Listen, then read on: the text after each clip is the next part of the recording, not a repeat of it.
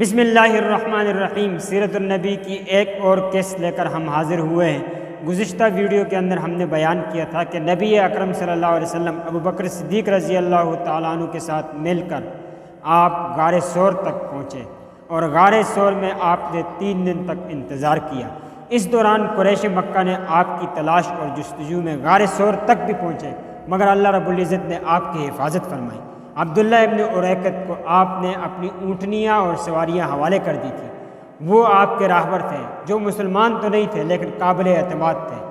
تو نبی اکرم صلی اللہ علیہ وسلم اور ابو بکر صدیق رضی اللہ تعالیٰ عنہ کا یہ سفر غار ثور سے قبا تک عبداللہ ابن اریقط کی رہنمائی میں کیسے ہوا، یہ سب کچھ دیکھیں اس ویڈیو کے اندر۔ بسم اللہ الرحمن الرحیم۔ غار سے روانہ ہو کر اس نے سب سے پہلے یمن کا رخ پر چلایا اور جنوب کی سمت خوب دور تک لے گیا، پھر پچھم کی طرف مڑا اور ساحل سمندر کا رخ کیا، پھر ایک ایسے راستے پر پہنچ کر جس سے عام لوگ واقف نہ تھے شمال کی طرف مڑ گیا۔ یہ راستہ ساحل بحر احمر کے قریب ہی تھا اور اس پر شاذ و نادر ہی کوئی چلتا تھا۔ رسول اکرم صلی اللہ علیہ وسلم اس راستے میں جن مقامات سے گزرے ابن اسحاق نے ان کا تذکرہ کیا ہے۔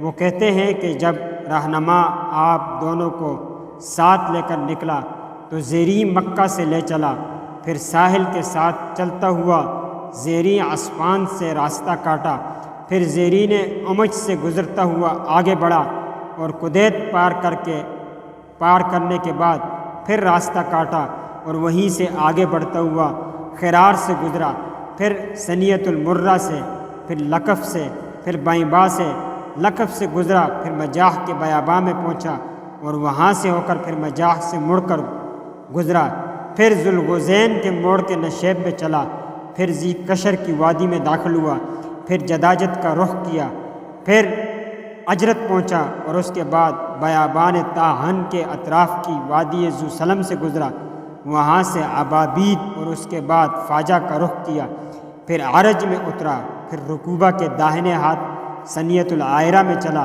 یہاں تک کہ وادی رتب میں اترا اور اس کے بعد قبا پہنچا۔ تو یہ سفر تھا نبی اکرم صلی اللہ علیہ وسلم کا اور ابو بکر صدیق رضی اللہ تعالیٰ عنہ کا، جو عبداللہ ابن اریقط کی رہنمائی کے اندر غار ثور سے قبا تک پہنچا۔ تو اس کے بعد نبی اکرم صلی اللہ علیہ وسلم اور ابو بکر صدیق رضی اللہ تعالیٰ عنہ قبا پہنچے اور قبا میں آپ نے تقریباً 15 دن گزارے، اور راستے میں کیا واقعات پیش آئے، کیسے کیسے واقعات پیش آئے اور کس ترتیب سے کفار نے آپ کے سر کا انعام مقرر کیا اور آپ کی جستجو میں اس نے قافلے دوڑائے، یہ سب کچھ جاننے کے لیے ہماری اگلی قسط کا انتظار کریں۔ بہت شکریہ۔ السلام علیکم ورحمۃ اللہ وبرکاتہ۔